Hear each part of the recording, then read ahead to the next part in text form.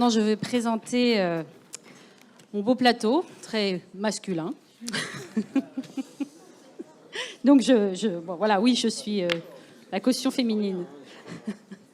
On va parler relocalisation, réindustrialisation, les enjeux de la souveraineté industrielle. Et donc, pour cela, nous avons là-bas au bout, monsieur Jean-Pierre Riveri, qui est président de la CCI de Bretagne. Nous avons monsieur Hugues Mély qui est là, vous le connaissez tous en tant que président de Niji, mais il n'est pas là pour cette fonction-là. On va plutôt l'écouter sur la Bretagne Développement Innovation, puisqu'il représente BDI ici sur ce plateau.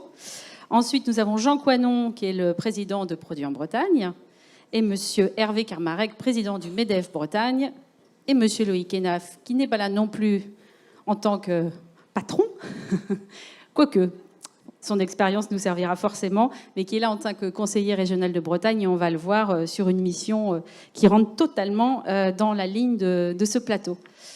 On va commencer par dire un petit peu la raison d'être de ce plateau. Il fait suite à une étude qui a été lancée en partenariat avec plusieurs acteurs qui sont présents ici, sur la possibilité de relocaliser les emplois en Bretagne, qui a été confié à Alan Fustek, qui est un économiste plutôt spécialisé dans l'économie durable. Ça s'est fait avec le MEDEF de Bretagne, à 5 départements, Produits en Bretagne, évidemment, la région Bretagne, et évidemment les personnes qui sont ici, BDI a participé également, on va le voir, viendra même plus participer par la suite. Et monsieur Riveri, en tant que CCI Bretagne, évidemment, ça rentre complètement dans ses missions. Cette étude, on en a quand même tous entendu parler, si vous êtes en Bretagne, puisqu'elle a annoncé la possibilité de relocaliser pas moins de 130 000 emplois, avec notamment une grande partie dans l'industrie, ce qui concerne évidemment la Bretagne. Ça va être sous forme de 3 segments. Donc on va en parler à travers ici les représentants. Je vais commencer par vous, monsieur Carmarec. J'aimerais savoir pourquoi vous avez décidé d'être partenaire de cette étude. Quelles étaient les attentes et les objectifs de participer à cette étude-là? Eh bien, tout simplement parce que, en qualité de représentant du MEDEF et donc des entreprises de France, je ne crois pas à une économie sans industrie. L'industrie n'est pas une fin en soi, mais c'est un moyen de produire des biens, c'est un moyen de produire des services, et il faut que notre industrie soit soutenue. Il faut qu'elle puisse fonctionner dans des règles qui soient compétitives, concurrentielles, des règles réglementaires, des règles administratives, juridiques, sociales, environnementales. Et il faut que les collectivités, dans leur ensemble, soient également fortement soutiens. Et donc, moi, en qualité de président du MEDEF Bretagne, j'ai dit qu'il fallait évidemment que les entreprises s'emparent de ce sujet-là, mais qu'elles ne pouvaient pas le faire si elles n'étaient pas soutenues par les collectivités territoriales. J'ai une casquette un peu dans l'immobilier, et nous avons vu, il y a pas si longtemps que ça, finalement, une ville comme Bordeaux, qui avait été extrêmement attractive et qui attirait à elle beaucoup d'entreprises, parce qu'en regardant vers l'ouest, elle considérait que Bordeaux avait beaucoup plus d'atouts que notre Bretagne. Et je crois que ce sujet de réindustrialisation, elle concerne les entreprises, mais elle concerne l'ensemble du territoire. Et donc c'est à nous de créer les conditions favorables pour que les industries relocalisent une partie de leur production. On a un tissu industriel qui est extrêmement dense en Bretagne, et il faut s'appuyer sur ce territoire, sur ces industries denses pour refabriquer. Donc voilà, ce sujet-là nous semblait, à Produits en Bretagne, au MEDEF, Arkea, qui a été le financeur, un sujet de grande importance, de souveraineté en Bretagne. C'est la raison pour laquelle on souhaitait bien évidemment s'associer à cette étude. Alors du coup, les suites de cette étude, parce que là, on va le voir un petit peu ce qui a été dit sur les 3 segments, mais voilà, vous la prenez quand même comme un support ensuite de prospective et de stratégie. Oui, c'est plus qu'un support. L'étude a été faite par Alan Fustek. C'est un entrepreneur qui n'a pas théorisé ce sujet de réindustrialisation. Il l'a matérialisé. Nous y avons travaillé durant une année avec la totalité des branches du MEDEF. On se rend compte que c'est un sujet qui est extrêmement complexe à appréhender, parce que ça ne touche pas simplement que le bâtiment, que l'industrie, que l'agroalimentaire. Ça touche beaucoup de sujets, qu'il faut de la ressource, et qu'il faut que l'ensemble du monde économique breton, la région, les chambres de commerce, Produits en Bretagne bien évidemment, BDI, nous travaillions collectivement à trouver des solutions, à inciter, Loïc le dira certainement, à inciter les entreprises à calculer le TCO. Tu nous feras la définition du TCO. Mais il y a un peu un peu de bonne parole à donner. Donc la suite, c'est qu'à l'appui de cette étude, qui est très épaisse, je vous engage non pas à l'imprimer, mais à la lire, et elle fait 160 ou 180 pages, eh bien, travailler autour des thèmes qui émergent pour que eh bien, ce sujet de réindustrialisation à nouveau en Bretagne puisse prendre corps, et c'est une ambition que l'on partage. Donc il y a 3 segments. Il y a un segment qui parle de la relocalisation des emplois qui sont à développer en fonction des demandes là, un peu urgentes qui peuvent émerger. Il y a le segment sur qui pourrait quand même 50 000 personnes sur la production qui reviendrait en Bretagne. Donc là, véritablement, la relocalisation, comme on peut l'entendre immédiatement dans le mot. Et puis ensuite, il y a les emplois touristiques, on le verra avec Monsieur Riveri, qui sont aussi des emplois, pour le coup, qui mériteraient d'être développés. On va parler des emplois induits après. Loïc Hénaf, pour le coup, vous êtes conseiller régional en Bretagne, mais Loïc Chénégérard vous a confié une mission et une expérimentation particulière, justement, totalement centrée sur cette question de la relocalisation et sur cette étude d'Alan Fustek. Oui, merci. Alors effectivement, c'est une délégation du président, aussi sous la houlette de Laurence Fortin, vice-présidente à l'économie. Ceci dit en introduction, en fait, moi je me situe dans la dynamique qui a été lancée par ce petit collectif qui s'était constitué il y a 2 ans. Mais il y a 2 ans, c'était il y a 2 ans. Il y a 2 ans, c'était il y a 2 ans. C'était avant le 8e, 15e, 20e confinement et ses impacts lourds. C'était avant des changements sociologiques profonds dans la société française et en Bretagne. Et c'était avant la guerre en Ukraine et ses impacts sur l'énergie au sens large. Et donc l'équation s'est complexifiée ces dernières semaines et ces derniers mois.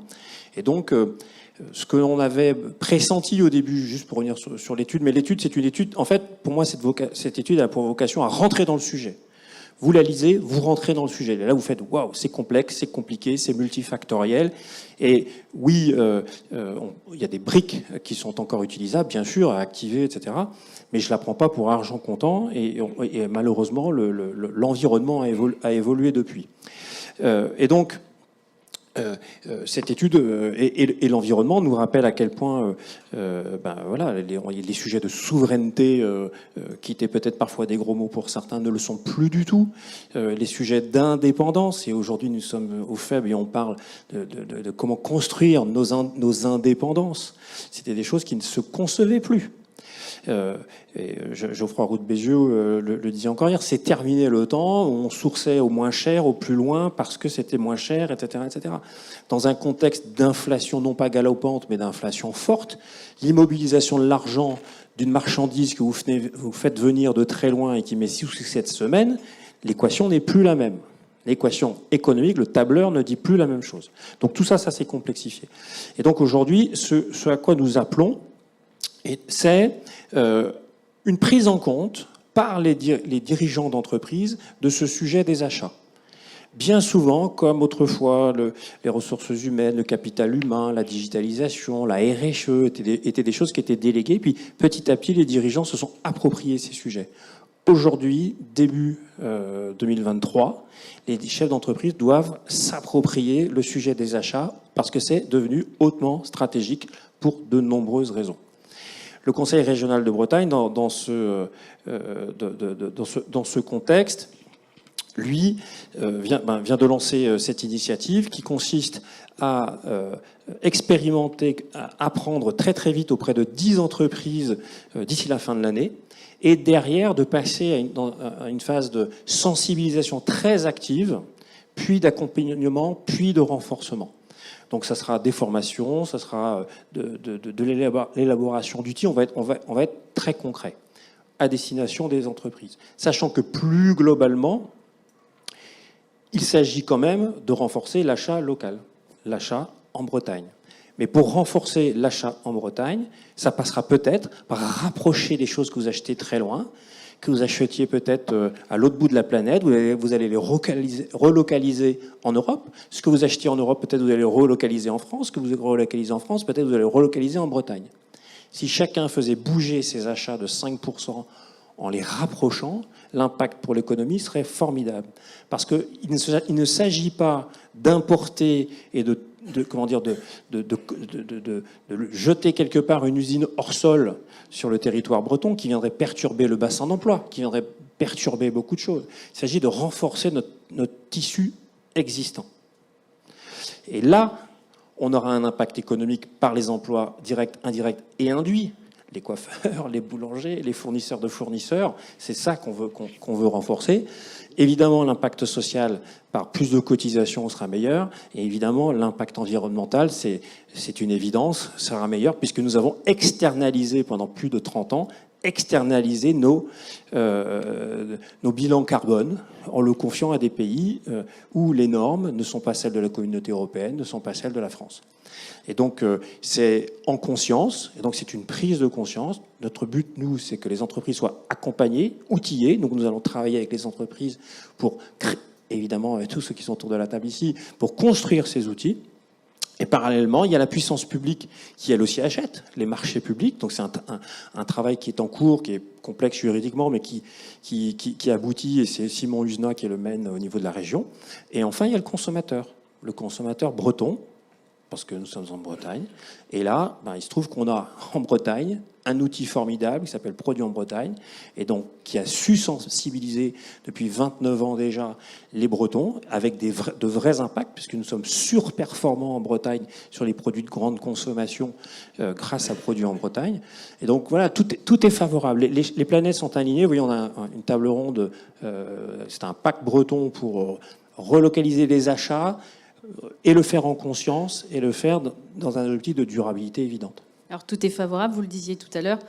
Ça, c'était une étude d'il y a 2 ans. Aujourd'hui, on est dans... Tout est favorable dans l'état d'esprit que l'on s'aligne. Maintenant, effectivement, la tâche est difficile. Mais si on se pose la question des industries qui sont actuellement soumises à une concurrence extrêmement forte sur la hausse des coûts de production, j'imagine que la question se pose autrement, mais on va sûrement en parler. Jean Coinon, Produits en Bretagne, clac, je vous lance la balle, forcément, puisqu'en plus, vous avez été, avec le MEDEF, demandeur de cette étude. Ça représente quand même presque 500 entreprises, donc c'est intéressant aussi comme terrain d'expérimentation, parallèlement à ce que la région Bretagne peut mettre en place. Qu'est-ce qu'elle vous a appris, cette étude, et comment, pour le coup, vous allez l'utiliser et la mettre en place au sein du réseau de vos entreprises, où il y a de l'agroalimentaire, de l'industriel et des services? Ouais, ça nous a appris beaucoup de choses. D'abord, le premier élément, la mission fondatrice de Produits en Bretagne, de toute façon, c'est d'agir effectivement sur le développement de l'emploi. Et on a ajouté, en fait, ces dernières années, puisque c'était peut-être même pas suffisant, la notion de développement des compétences. Donc, à partir du moment où vous avez une étude qui vous dit qu'il y a potentiellement 130 000 emplois relocalisables en Bretagne, on est parfaitement dans une dynamique, nous, qui nous anime à Produits en Bretagne, ne serait-ce que par le fondement même de Produits en Bretagne. Premier élément. Le deuxième élément qu'on a pu voir dedans, c'est qu'il y a des gisements. Il y a des gisements dans des secteurs d'activité avec des réflexions à mener. C'est pas aussi simple que de le dire, mais en termes de tri des déchets, c'est des choses qui peuvent nous animer. En termes également d'approvisionnement, quand on voit que des filières comme les œufs ou des choses comme ça, où on est extrêmement consommateur et au final où on va les importer, il y a fondamentalement des choses à faire qui nous touchent directement, nous et puis nos membres, potentiellement dans l'agroalimentaire et autres. Ça, c'est un deuxième sujet qui nous a animés. Troisième sujet qui est aussi le fondement de Produits en Bretagne, c'est comment on défend, comment on développe de l'emploi, en ayant un réflexe d'achat, et ce que tu disais Loïc, plutôt sur le territoire breton, à 5 départements. Alors, ça veut dire quoi, ça? Ça veut dire que je pense qu'on a été plutôt très bon à Produits en Bretagne, et je le dis avec beaucoup d'humilité, parce que ça a été créé bien avant que j'arrive, donc ça a été un énorme travail depuis 30 ans pour essayer de ramener cette pédagogie, pour expliquer effectivement aux consommateurs qu'il y a ces achats directs et puis les achats induits. Ça, c'est un premier élément. Et je pense que là où on est moins bon, peut-être parce qu'on s'y est moins attaché, c'est l'achat des entreprises sur le territoire. Et notamment aujourd'hui, dans le conseil d'administration, j'ai créé un bureau. Dans le bureau, il y a un vice-président qui est vraiment attaché au sujet du B2B, et donc qui a aussi dans sa mission de faire percuter sur et si on relocalisait, nous, les entreprises, les achats.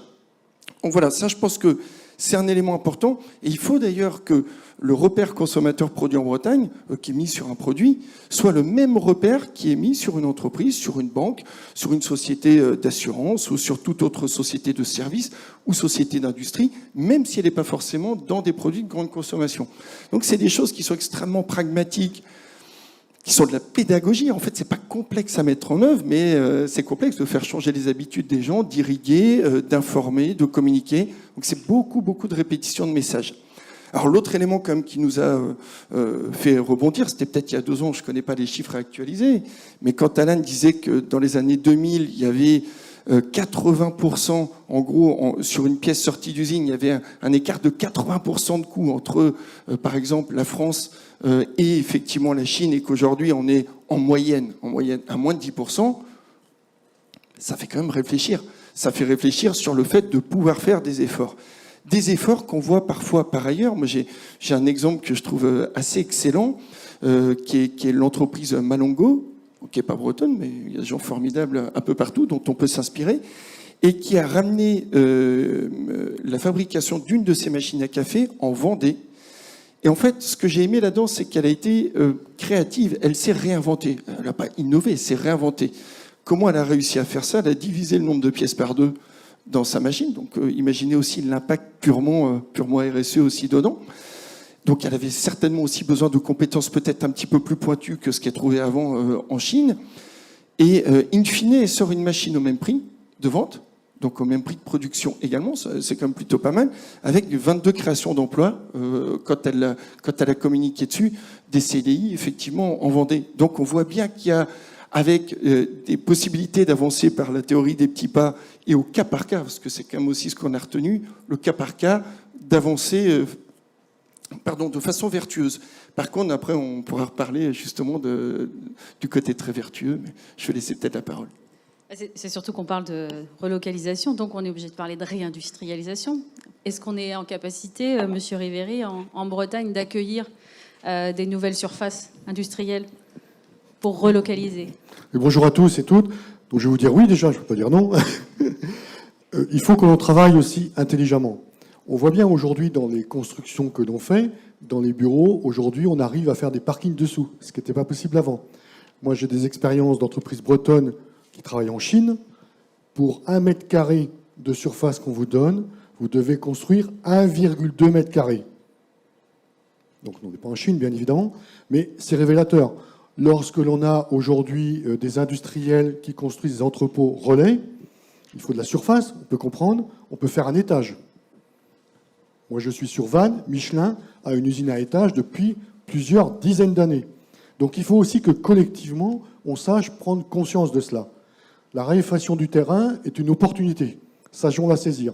Après, comme d'habitude, dans notre pacte breton, on sait le faire intelligemment, puisque tous les territoires ne sont pas les mêmes. Donc oui, il y a de la place, oui, il faut de l'intelligence collective, mais comme disait Loïc tout à l'heure, il ne faut pas relocaliser et se remettre à construire des usines à tout va. Il y a déjà, sur du court terme, plein de choses à faire intéressantes. Quand je vois, par exemple, on a plus de 200 brasseries, par exemple, en Bretagne, hein, quand on voit qu'on importait historiquement de l'orge de brasserie, il y a 3 brasseurs qui sont concurrents sur le marché, qui sont tous excellents, qui se sont associés pour créer ensemble une brasserie. Ils ont travaillé sur tout l'écosystème, la production locale, la transformation locale, et en plus de dire nous sommes effectivement vraiment un produit en Bretagne. Ça, on sait le faire. Lorsqu'on va parler, par exemple, du verre, ces mêmes entreprises, comme d'autres, travaillent sur le réemploi du verre. La brasserie de Bretagne, qui fait déjà du lavage, va travailler avec ses collègues. Donc aujourd'hui, ce collectif breton sait se mettre aussi en marche, en musique, pour travailler, comme on sait le faire à chaque fois, en intelligence collective. Donc oui, il y a des opportunités. Et on a découvert aussi, à travers les crises qui arrivent, l'international. Beaucoup de petites entreprises nous disent « moi, je ne suis pas concerné, de toute façon, je n'exporte pas ». Et en fait, on s'est rendu compte qu'on est tous dépendants de l'international, et que l'Ukraine est le centre du monde. Et ça, c'est autre chose. Donc, il faut aussi reprendre conscience de cela. Et quand, Loïc, tu parlais des achats au départ, je suis complètement en ligne avec ça, sachant que, historiquement, pour pouvoir exporter, BCI, qui a vocation à l'international, a su faire venir des acheteurs ici localement. Ils venaient voir chez nous, parce qu'en fait, au-delà de ces histoires de terrain et de surface, on a aussi des talents, des savoir-faire et une sécurité alimentaire qui nous est reconnue dans le monde. Et on doit aussi politiquement avoir un point pour éviter aussi d'importer ce que l'on ne veut pas faire chez nous. Donc il faut aussi aller jusqu'au bout de produire en Bretagne avec l'éducation positive des consommateurs. Ça lance évidemment plein de thèmes qu'on a envie de développer. On va y revenir sur la transformation des entreprises avec Hugues Mély. Je voulais juste reposer quand même la question à Monsieur Karmarek sur cet appel quand même à la sobriété foncière avec la loi climat, résilience climat de 2021, qui annonce quand même un 0% d'artificialisation des sols à l'horizon 2050, avec ces objectifs de relocalisation, de réindustrialisation. Ça me paraît compliqué. Ben oui, il va falloir réfléchir à certainement consommer le foncier de manière un peu différente. On consomme aujourd'hui 2000 hectares par an de terres artificialisables. Et on n'arrive pas à cette sobriété foncière, on n'arrive pas, alors que cette loi climat et résilience nous impose d'ores et déjà de faire des efforts. On voit bien qu'en Bretagne, on n'y arrive pas. Et puis, il y a plein de facteurs, croissance démographique, 400 000 nouveaux arrivants, sur un axe globalement Saint-Malo-Vannes-Rennes, donc avec concentration très forte sur de l'habitat. On a besoin d'infrastructures, peut-être pas de route, mais en tout cas, on a besoin de continuer à faire des infrastructures, et l'industrie dans tout ça. On a estimé, donc, sur ces 2000 hectares, s'il faut qu'en 2031, c'est demain 2031, il faut que nous soyons passés en 1000 hectares de terres artificialisables en 2031, zéro en 2050. Vous voyez qu'il va falloir qu'on se creuse un peu la tête. Et nous avons estimé, fort d'ailleurs de l'étude Reloc, 130 000 emplois, que ça nécessiterait à peu près 160 hectares, rien que pour l'industrie. Bon, 160 hectares sur les 1000 hectares, ça veut dire 16% qui seraient consommés par l'industrie, c'est beaucoup. C'est quasiment impossible d'ailleurs. Donc même si on fait, et tu as raison Jean-Pierre de dire, même si on fait des usines à étage, ce ne sera sans doute pas suffisant, et on peut légitimement demander à ce que le quota industriel soit sorti de l'artificialisation. Parce qu'à nouveau, s'il y a une volonté politique forte qui est affichée par le président de la République, et si les territoires comme la région Bretagne veulent s'emparer de ces sujets-là, on ne peut pas laisser de côté quand même la consommation foncière. Loïc l'a dit, on l'a tous dit, globalement, il ne s'agit pas d'aller réimplanter une usine qui est en Chine et de l'installer ici en France. Ce sera sans doute marginal, ça interviendra, mais il faudra que les entreprises qui sont déjà installées puissent continuer à s'agrandir. Et elles seront consommatrices de surface. Donc cet enjeu-là, c'est pas en 2030 qu'il faudra qu'on se pose la question. Dans la réflexion de relocalisation, c'est maintenant qu'il faut qu'on y réfléchisse. Et c'est aussi ça le travail que l'on aura à faire avec les industriels, de leur dire, mais raisonnez différemment dans l'utilisation de vos espaces fonciers, soyez plus sobres, réfléchissez à un process industriel différent. Bon, je ne suis pas industriel, je ne sais pas si c'est simple, mais je crois que c'est quand même pas simple, je crois que c'est compliqué. Mais il faudra qu'on s'y mette.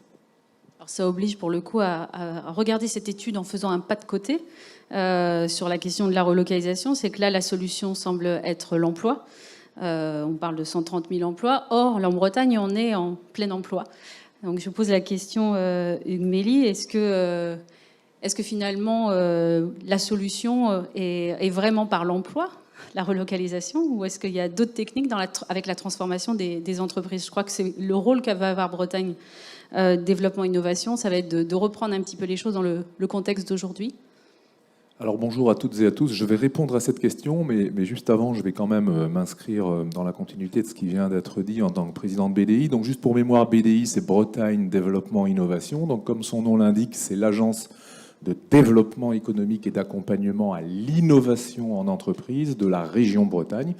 C'est donc un outil qui vient en appui dans l'exécution des décisions stratégiques qui sont prises par l'exécutif régional, donc par les élus du conseil régional, avec lesquels on travaille en partenariat étroit, de même qu'avec les services de la région, pour faire qu'autour d'un certain nombre de priorités qui sont définies au niveau de l'exécutif régional en matière de transformation de l'économie bretonne, on puisse déployer en mode projet sur le terrain, c'est-à-dire en relation étroite avec les entreprises et les écosystèmes, ces décisions et faire qu'elles prennent vie, qu'elles deviennent concrètes et qu'elles puissent ensuite se généraliser, être appropriées plus naturellement par le plus grand nombre possible des entreprises et devenir réalité.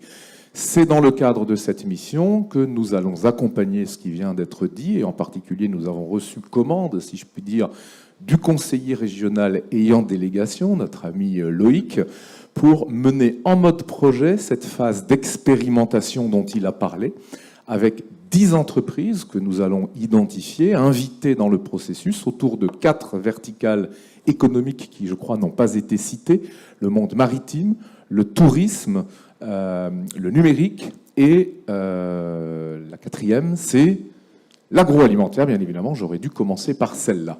Donc en mode projet, phase d'expérimentation avec des entreprises autour du sujet qu'ont très bien décrit mes collègues, hein, qui est effectivement de travailler cette logique de relocalisation, notamment, principalement, dans un premier temps, autour des achats et de tous les impacts. Donc un mode didactique où on va prendre par la main chaque entreprise et les aider de façon méthodologique, de sorte à ce que ça puisse être ensuite documenté et répliqué pour être industrialisé et généralisé.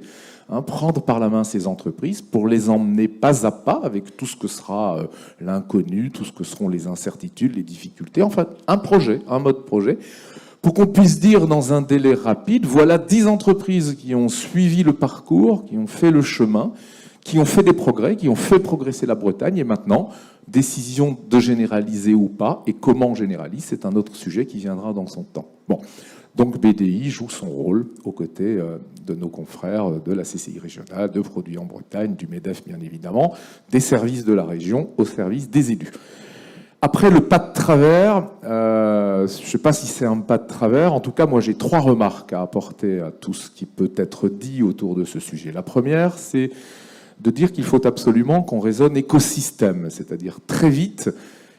C'est pas le sujet d'une entreprise qui va progresser, mais c'est le sujet d'un écosystème, c'est-à-dire d'un ensemble d'entreprises qui sont entremêlées, si je puis dire, dans une logique économique qui est soit sectorielle, soit territoriale, soit même temporelle, parce que n'oublions pas qu'un certain nombre de pans de l'économie bretonne peuvent avoir des temporalités, c'est-à-dire qu'il y a l'heure des grands projets, par exemple, il y a l'heure des EMR, des énergies marines renouvelables, où on va connaître une période, on la connaît déjà, d'ailleurs ça fait longtemps qu'on y prépare, une période durant laquelle il va y avoir beaucoup d'activités économiques, beaucoup d'entreprises qui vont se créer, beaucoup de développement autour de ça, et puis il y aura aussi une période où ça s'arrêtera, parce qu'on va pas planter des éoliennes en mer partout, sur n'importe quel plan d'eau, tout autour de la Bretagne, sous prétexte qu'il nous faut des énergies renouvelables. Donc on a aussi un peu cette temporalité. Donc il faut raisonner écosystème.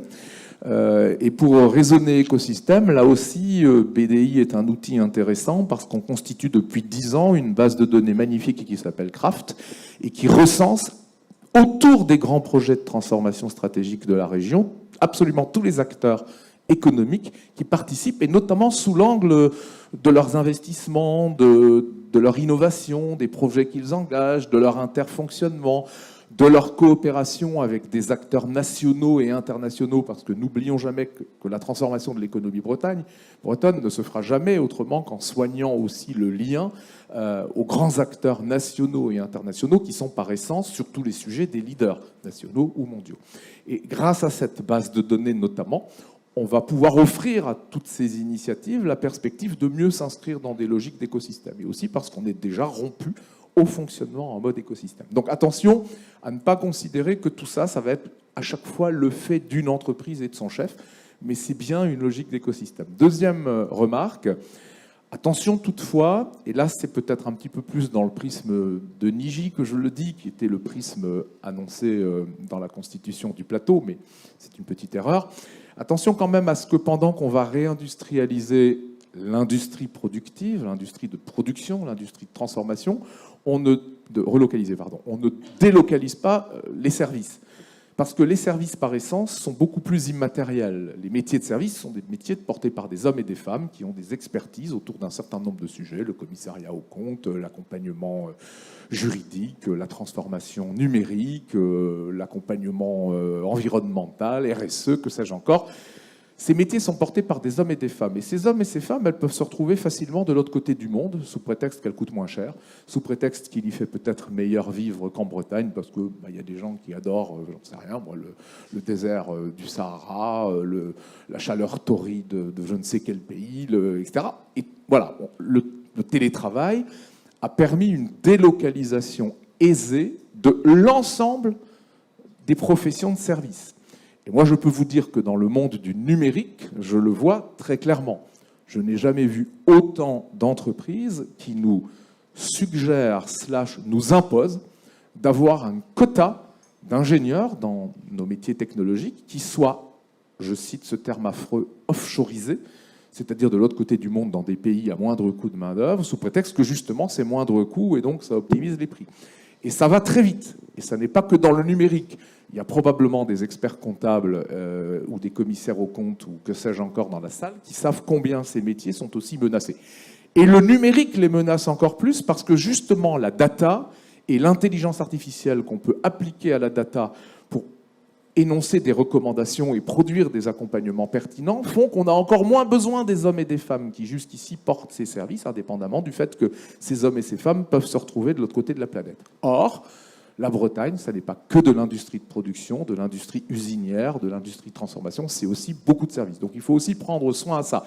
On a la chance d'avoir une attractivité énorme et de pouvoir capter énormément de gens venant d'autres régions, et en particulier de la région parisienne, porteurs de toutes ces expériences dans tous ces univers de services. Et donc, voilà, ça compense d'une certaine façon pour le moment un peu cette tentation d'offshore vers laquelle on pourrait nous emmener, mais mon analyse personnelle, c'est que ça ne va pas durer longtemps.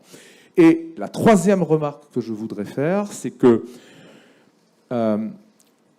cette évolution vers la relocalisation, et en particulier sous l'angle des approvisionnements locaux, etc., tout ça a été très bien décrit et on va le travailler avec force et passion. Faudrait quand même faire attention à ce que ce ne soit pas le seul sujet de la relocalisation. Il faut moderniser nos outils de production. Il faut moderniser les usines. Il faut aller vers des usines entre guillemets 4.0. Il faut aller vers une plus grande automatisation. Il faut aller vers plus de numérique dans les usines pour que justement, et même si il y a quelques mois encore c'était un gros mot de le dire, elles aient moins besoin d'employés.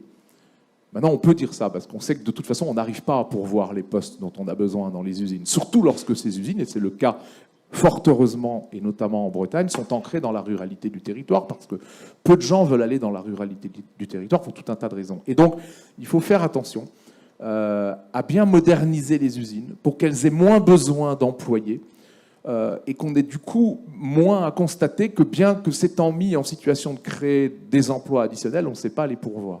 Et ça, c'est des investissements qui sont colossaux, des investissements en compétences, parce qu'ensuite, les gens dont on a besoin pour faire tourner les usines, et Geoffroy Roux de Bézieux le disait très bien hier soir, on a de moins en moins de col bleu dans les usines. La part de col blanc est de plus en plus importante versus les cols bleus. Parce que justement, ces usines numériques, ces usines du futur, ces usines robotisées, ces usines au cœur desquelles on a mis du logiciel et des technologies, bah, ça s'opère différemment. Donc ces transformations-là aussi, il ne faut pas les rater. Et de ma fenêtre Niji, dont la mission est justement d'accompagner cette transformation numérique, il se passe encore relativement peu de choses en Bretagne. À la fois parce que les dirigeants sont insuffisamment éclairés sur ce sujet et parce que les investissements sont lourds, surtout quand il faut les consentir à des assiettes économiques, c'est-à-dire des tailles d'entreprises qui sont relativement petites, parce que le tissu économique de Bretagne en particulier, peut-être plus que dans d'autres régions, est majoritairement fait de petites entreprises, de petites PME qui n'offrent pas des assiettes économiques suffisantes auxquelles on puisse projeter des investissements. Et donc, opportunité de mutualisation. Et ça, c'est pas toujours facile. Alors, les exemples que prenait Jean-Pierre sont très bons parce de la région Bretagne, qu'ils éclairent cette logique de mutualisation. Et ils l'éclairent sur des sujets, en l'occurrence pour ceux qui ont été cités, qui sont plus ancrés dans la matérialité des choses, hein, l'approvisionnement en orge, etc. Moi, je dis qu'il faut aller plus loin, il faut aller dans la mutualisation sur cette arrivée des technologies dans l'outil de production.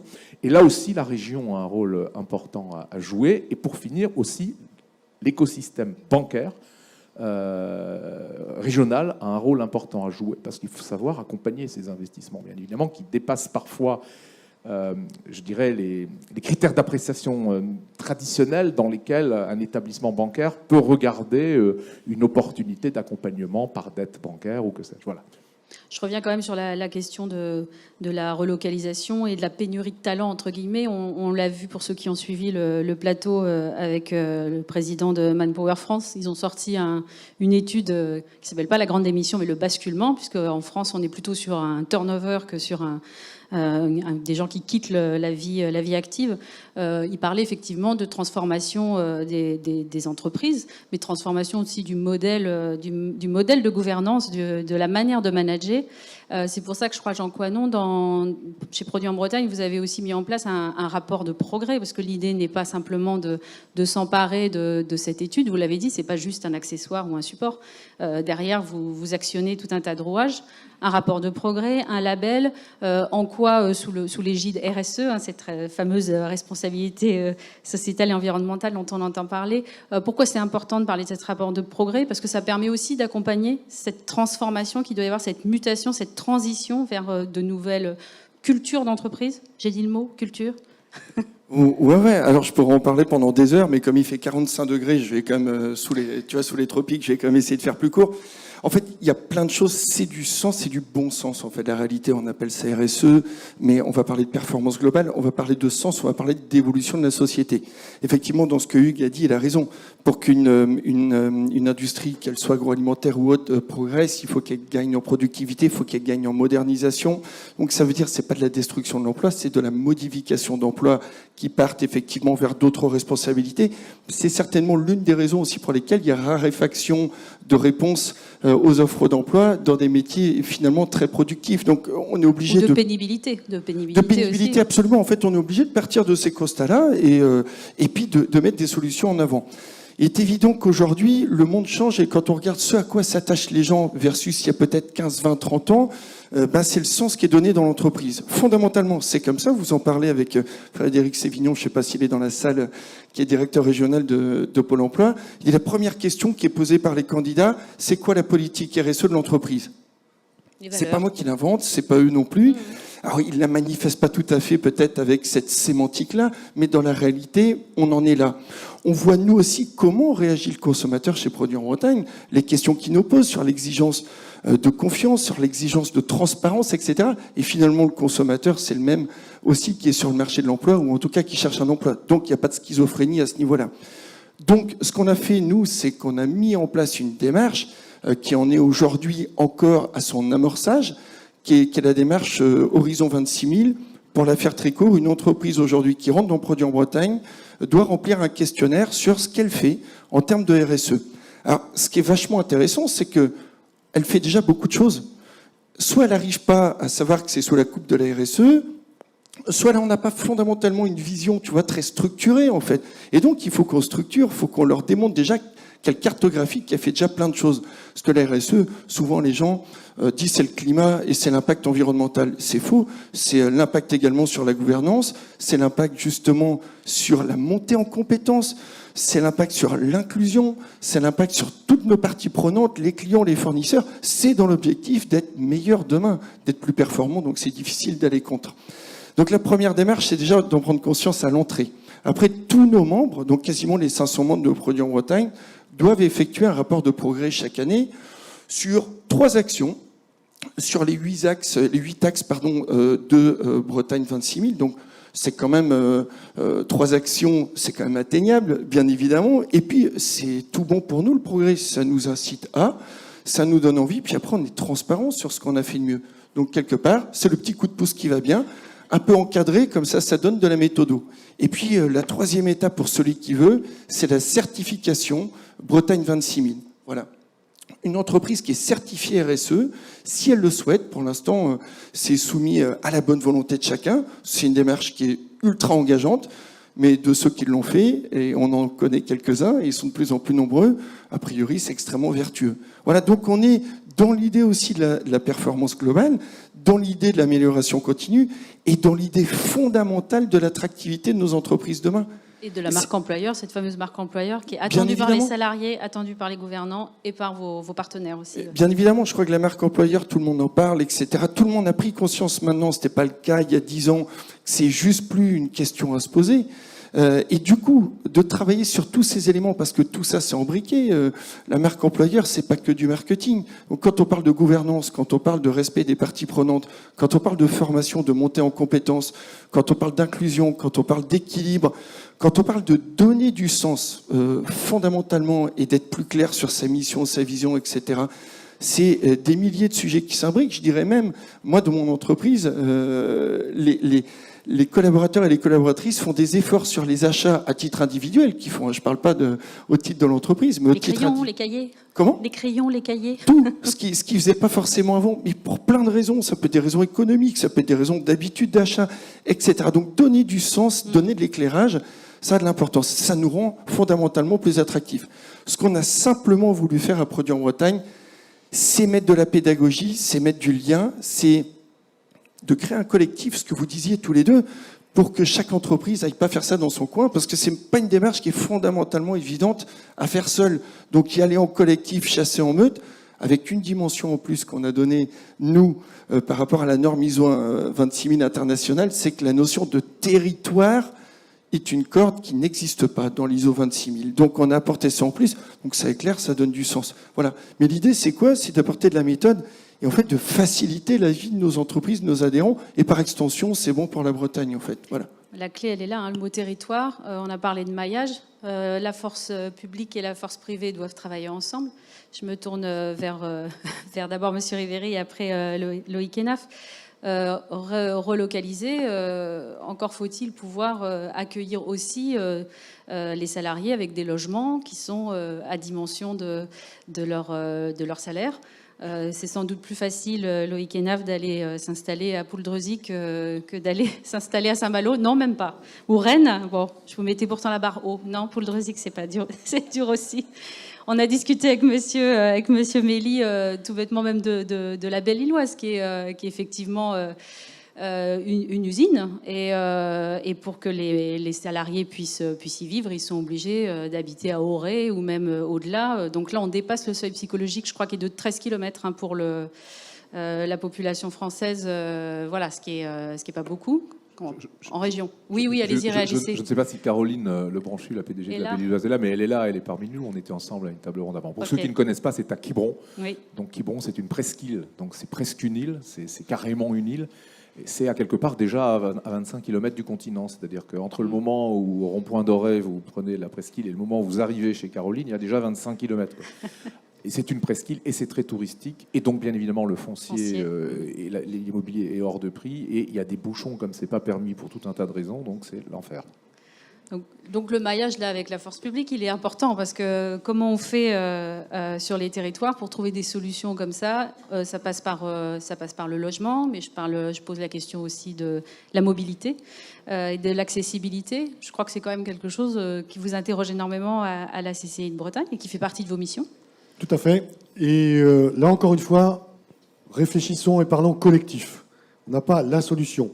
Et effectivement, il faut qu'on évite d'opposer certains territoires, puisque chaque territoire a une richesse. Et aujourd'hui, il est pas malvenu d'aller travailler dans l'arrière-pays. Au contraire, maintenant, c'est très recherché. Donc, il faut aussi ramener les choses, je pense, à leur juste valeur. Et encore une fois, sachons aussi être intelligents lorsque l'on développe des territoires, qu'on regarde aussi bassin de vie, lieu de vie. Vous prenez Quimperlé, Lorient, ils ne sont pas dans le même département, c'est le même bassin de vie. Pontivy, Loudéac, même chose. Donc il faut qu'on raisonne et qu'on pense autrement. Donc il faut aussi que la puissance publique nous accompagne et aussi que l'on ait le droit aussi peut-être à l'expérimentation dans nos organisations. Et quelquefois aussi, on veut rapprocher les salariés des usines, mais on peut aussi réfléchir en amont en se disant quelle est la meilleure solution pour implanter mon entreprise par rapport à cet écosystème, comme tu le disais justement tout à l'heure. Et cet écosystème, effectivement, c'est le bassin d'emploi, le bassin de vie, mais c'est aussi tout ce qui va tourner autour de l'eau, autour de l'énergie, puis le foncier, puisqu'on en parle. Donc, soyons collectivement intelligents. Et les entreprises ont bien compris depuis longtemps que le logement de leurs salariés n'est pas le problème de la puissance publique ou des agglos ou des villes. C'est un problème collectif. Mais dans les entreprises aussi, on a su être intelligent pour créer, par exemple, à une époque, des crèches collectives. On a su accompagner, on a été accompagné pour le faire.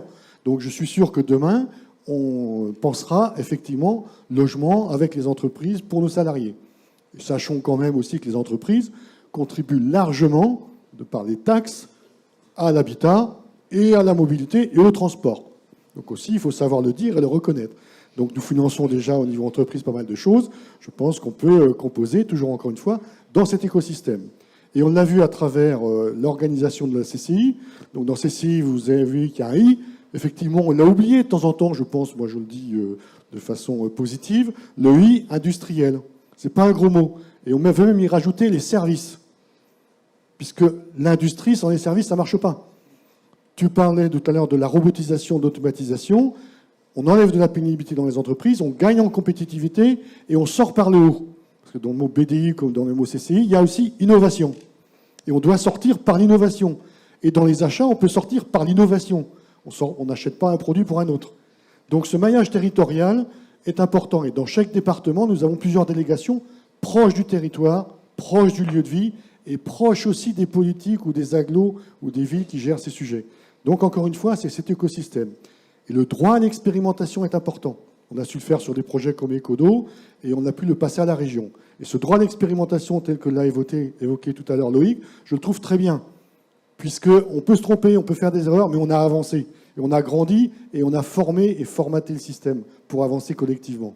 On le voit bien, tout est en lien, hein, entreprise et collectivité territoriale. Je voyais hocher la tête Monsieur Kermarek. C'est vrai que sur le logement, il faut se rappeler qu'à l'époque, ça s'appelait le 1% logement.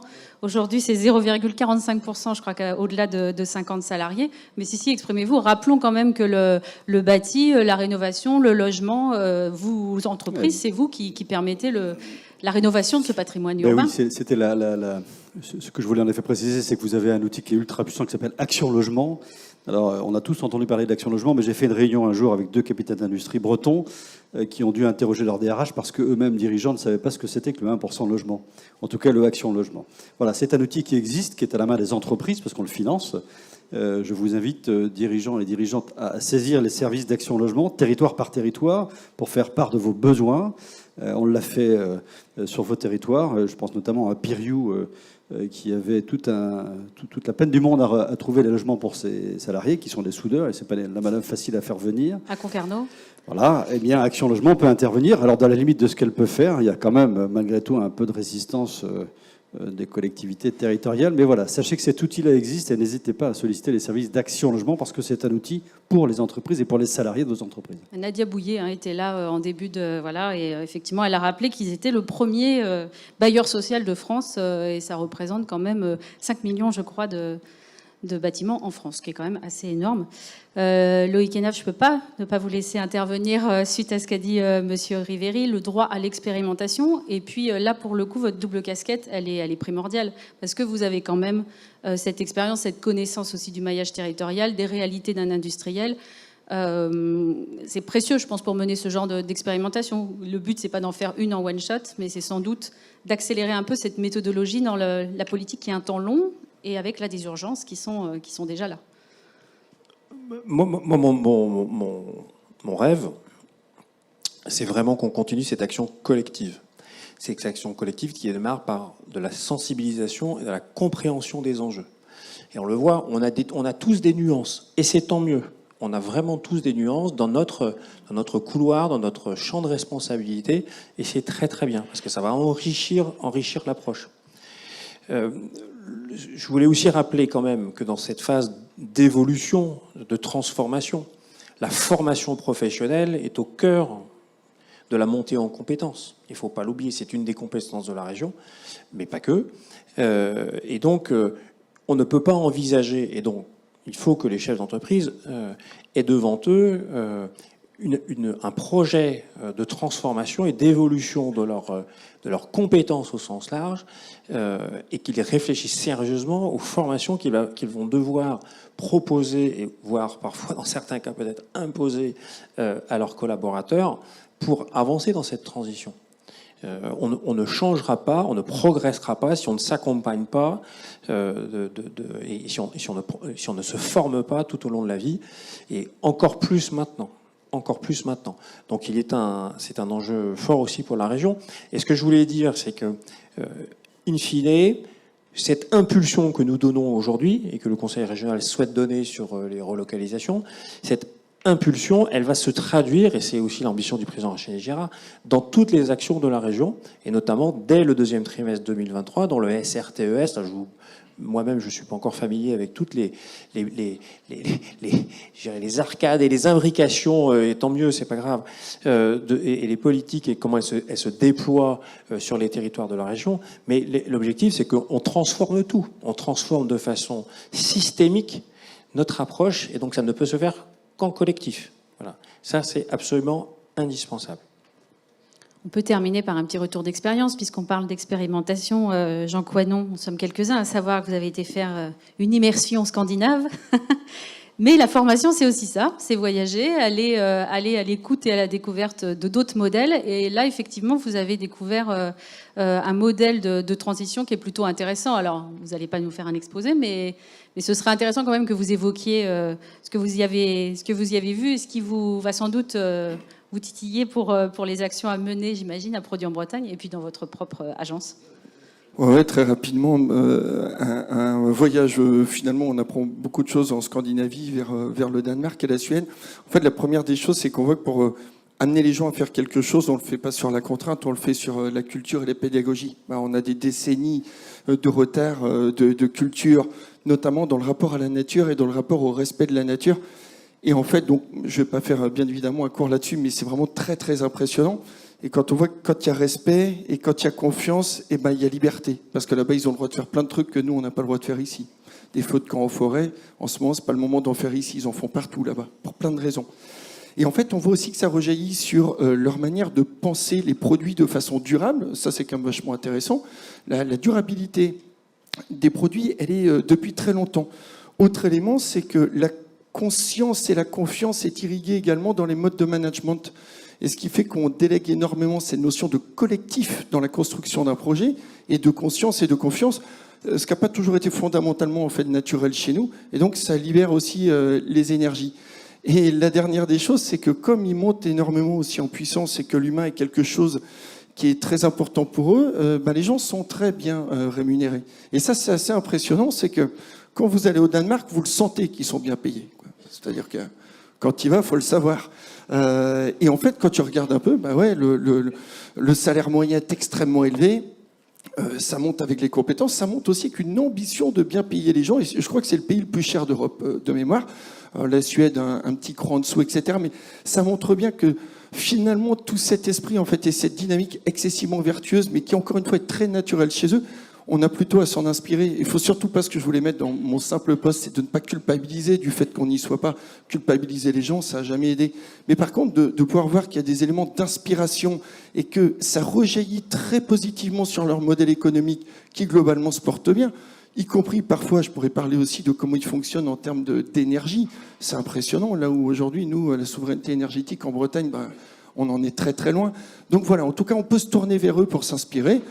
Et la dernière remarque que je veux faire, c'est quand même que finalement, le Danemark, c'est un pays de la taille d'une Bretagne à 5 départements, peu ou prou. Donc finalement, on a déjà quelques points communs avec eux. Et vous n'avez pas lâché le mot. Cette fameuse symbiose culturelle, qui est donc un concept que vous allez creuser, que vous avez découvert là-bas. Symbiose industrielle, ouais, qui nous a été lancée par une adhérente et qui vaut le coup d'être creusée, en fait. À suivre. Loïc Hénaf, vous aviez envie de réagir sur ce retour d'expérience? Non, pas sur le voyage de Jean Coidon au pays des oies sauvages. Mais je voulais juste vous interpeller. Voilà. Je vais vous poser une question. Dans la totalité des achats de vos entreprises, quelle est la part réalisée en Bretagne? Qui le sait? Il semble qu'il n'y en a pas beaucoup à le savoir. 2 là-bas. Donc la première question qu'il faut que vous posiez dès demain matin, c'est quelle est la part de vos achats réalisés en Bretagne? Posez-vous cette question. C'est facile. Vous prenez votre grand livre, vous l'associez à vos fournisseurs et au code postal, vous triez par 5 départements et vous saurez. Je vous donne un chiffre, c'est le seul que je connaisse. Donc je ne peux pas comparer, je ne sais pas si c'est bien ou si c'est pas bien. Groupe Jean Hénaf, c'est 88,8%. Venez. Donc Loïc Hénaf attend vos réponses par mail sur loic.hénaf@bretagne.bzh. C'est ça? Si, c'est ça. Très bien, écoutez, un grand merci. Je remercie mes 5 invités d'avoir participé à ce débat. N'hésitez pas à les interpeller s'ils ne courent pas sur une autre table ronde. Moi, j'y vais. En tout cas, merci pour votre écoute et merci à vous pour vos interventions.